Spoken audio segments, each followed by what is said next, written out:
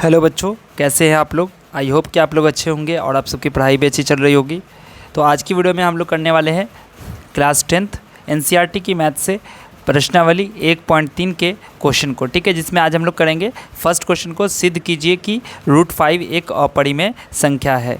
तो इसका जो प्रूफ है ना, वो हम लोग जिस तकनीक पर ये करेंगे, हम लोग इसको जो प्रूफ हम लोग करने वाले हैं उस तकनीक का नाम है विरोधोक्ति द्वारा उपपत्ति, यानी कि प्रूफ बाय कॉन्ट्राडिक्शन, ठीक है। अब यहाँ पर देखो कैसे करेंगे। तो यहाँ पर हम लोग कुछ एक चीज़ मान लेंगे, ठीक है, जो कि बाद में हमारा क्या होगा, गलत साबित हो जाएगा, ठीक है। तो जो वो चीज़ जब हमने माना है वो गलत साबित हो गया, इसका मतलब क्या हुआ कि जो हमने माना है वो सही नहीं है, जो हमने नहीं माना है इनके उसका उल्टा ये सही होगा, ठीक है। तो चलो देखते हैं कैसे इसको हम लोग सॉल्व करेंगे, ठीक है। इनके इसको प्रूफ कैसे किया जाएगा। सबसे पहले चीज़ क्या है कि हम लोग यहाँ पर मान लेते हैं, ठीक है, क्योंकि √5 तो जनरली क्या है, एक परिमेय संख्या नहीं, एक अपरिमेय संख्या है, ठीक है। बट हम लोग यहाँ पर लिखेंगे माना कि √5 एक परिमेय संख्या है, ठीक है। अब यहाँ पर क्या है कि √5 एक अगर परिमेय संख्या है तो √5 बराबर क्या हो जाएगा, a/b होगा, है ना। क्योंकि हम जानते हैं कि कोई भी परिमेय संख्या होती है तो वो a/b के फॉर्म में होती है, ठीक है। तो a/b यहाँ पर क्या हो गया, एक अपरिमेय संख्या होगी जो कि √5 के बराबर है, ठीक है। √5 बराबर a/b हो गया, ठीक।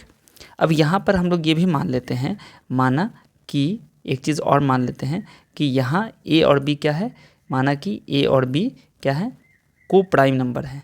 यानी कि को प्राइम नंबर क्या होता है, जिसको हम लोग कहते हैं सहअभाज्य हैं, कि ए और बी में कोई कटने वाला नहीं है, ठीक है। ये अपने सिंपलेस्ट रूप में लिखा हुआ है, ठीक है। यहाँ तक क्लियर हो गया। ये दो चीज़ मानने के बाद अगला स्टेप क्या करेंगे हम लोग, देखो, चूँकि √5 बराबर a/b हमने मान लिया, ठीक है। इसका मतलब क्या हुआ कि अगर हम देखें तो √5 बराबर a/b, तो यहाँ से b उठ के इधर आएगा तो ये डिवाइड में है, इधर आएगा तो क्या होगा, इनटू में हो जाएगा, यानी कि b√5 बन जाएगा। तो क्या बन गया आपका, a बराबर b√5, ये हो गया आपका a बराबर b√5, ठीक है। अब यहाँ पर हम क्या करेंगे, दोनों तरफ लिखेंगे, दोनों तरफ क्या करना है, हमने स्क्वायर करना है, यानी कि दोनों तरफ वर्ग करने पर क्या होगा कि a का स्क्वायर करो, a का स्क्वायर, और b√5 का स्क्वायर करो, क्या बन जाएगा, ये बन जाएगा a² बराबर b का स्क्वायर करोगे तो b² होगा, और √5 का स्क्वायर करोगे तो क्या हो जाएगा, 5, यानी कि ये आपका बन जाएगा a² बराबर 5b²। इसका मतलब ये हम ऐसे लिख सकते हैं, a² बटा 5 बराबर b²। इसका मतलब क्या हो गया कि a² को हमने 5 से भाग लगाया और कितना आ गया, b² आ गया। इसका मतलब यही हुआ, ठीक है। तो अब देखिए क्या कहेंगे, यहाँ पर हम लोग लिख सकते हैं, अतः जो हमारा 2 है ना, वो क्या कर रहा है, 5, यहाँ पर 5 हो जाएगा, ठीक है। 5 a² को क्या कर रहा है, विभाजित करता है।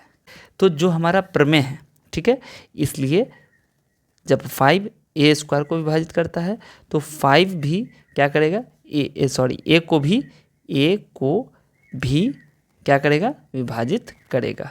ये कहाँ से हमने लिखा, तो ये हमारा हो गया प्रमेय, आप यहाँ पर लिख दीजिएगा प्रमेय 1.3, ठीक है, कि कोई नंबर अगर a² को विभाजित करता है तो वो a को भी विभाजित करेगा। ये आपका प्रमेय 1.3 कहता है, ठीक है। बात समझ में आ गई यहाँ तक।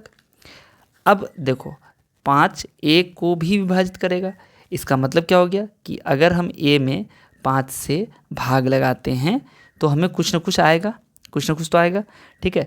तो हम यहाँ पर लिख लेते हैं, मान लेते हैं कि c, यहाँ पर हम लोग लिख लेते हैं माना, ठीक है। यहाँ पर हम लोग लिख लेंगे माना कि c आता है, ठीक है। a/a को 5 से भाग लगाएंगे तो c आएगा। इसका मतलब क्या हो गया कि a बराबर 5c, a बराबर 5c, ठीक है।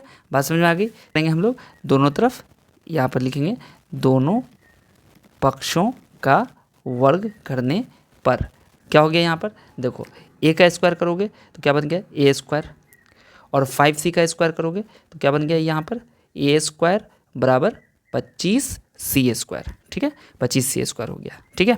समझ में आ गया। अब देखो यहाँ पर क्या है कि जो आपका a² था ना, यहाँ पर आप देखोगे कि a², ध्यान से देखना, यहाँ पर बहुत इंपॉर्टेंट बात है इसलिए ध्यान से देखिएगा।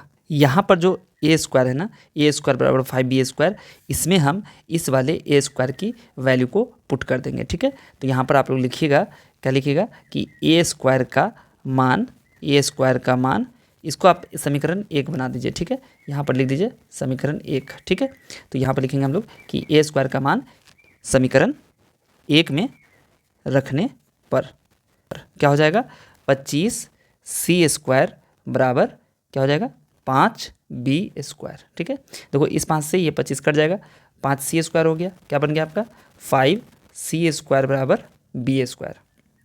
इसका मतलब कि इस 5 को इधर लेके आएंगे तो क्या बच जाएगा, c² बराबर हो जाएगा b²/5। ठीक है, तो यहाँ पर फिर वही बात हो गई, क्या बात हो गई जी, कि b² को 5 डिवाइड कर रहा है और c² आ रहा है।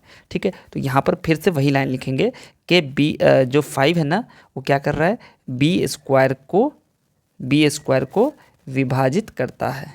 तो जब 5 b² को विभाजित करता है तो 5 क्या करेगा, b को भी विभाजित करेगा। ये मैं लिख रहा हूँ पर में 1.3 के अनुसार। ठीक है, तो अब एक चीज़ देखो यहाँ पर ध्यान से कि जो आपका यहाँ पे था कि 5 a को भी विभाजित करेगा, 5 a को विभाजित करेगा, और यहाँ हमें क्या निकल के आया, 5 b को भी विभाजित करेगा।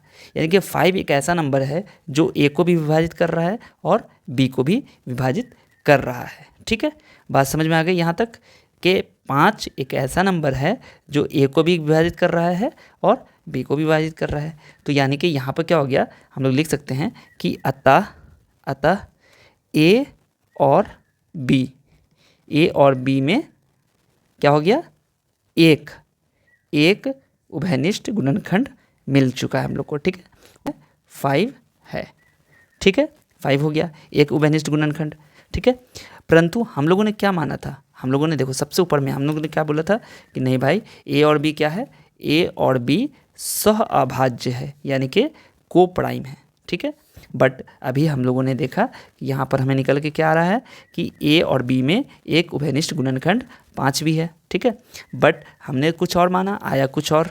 ठीक है, तो यहाँ पर लिखेगा, क्या लिखेगा, परंतु इस तथ्य का विरोधाभास होता है कि a और b असह अभाज्य हैं, यानी कि यहाँ पर मैं लिख देता हूँ छोटा में, को प्राइम है। ठीक है, ए और बी क्या है, को प्राइम है। हमने तो ये तथ्य माना था, लेकिन अभी जो हमें आया वो उससे क्या पता चला कि नहीं भाई ये तो गलत हो गया साबित हमारा जो हमने माना था। ठीक है, अब ये हम लिखेंगे कि यह विरोधाभास हमें इसलिए प्राप्त हुआ क्योंकि हमने यहाँ पर लिखिएगा, हमने गलत कल्पना की थी। क्या कि √5 एक परिमेय संख्या है, परिमेय संख्या है।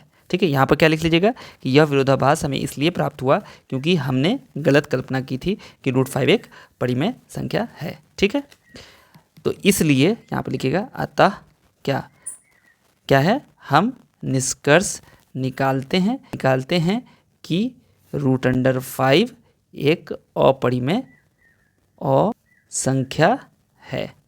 ठीक है, तो इस तरीके से जो आपका क्वेश्चन था, फर्स्ट क्वेश्चन, वो सॉल्व हो चुका है। एक्सरसाइज का फर्स्ट क्वेश्चन था प्रश्नावली 1.3 का पहला क्वेश्चन, सिद्ध कीजिए कि √5 एक परिमेय संख्या है। ये आपका सॉल्व हो चुका है। अगली वीडियो में हम लोग करेंगे सेकंड और थर्ड को। ठीक है, तो चलिए मिलता हूँ फिर आपसे अगली वीडियो में। तब तक आप सब अपना ध्यान रखिए। वीडियो देखने के लिए आप सभी का बहुत बहुत शुक्रिया।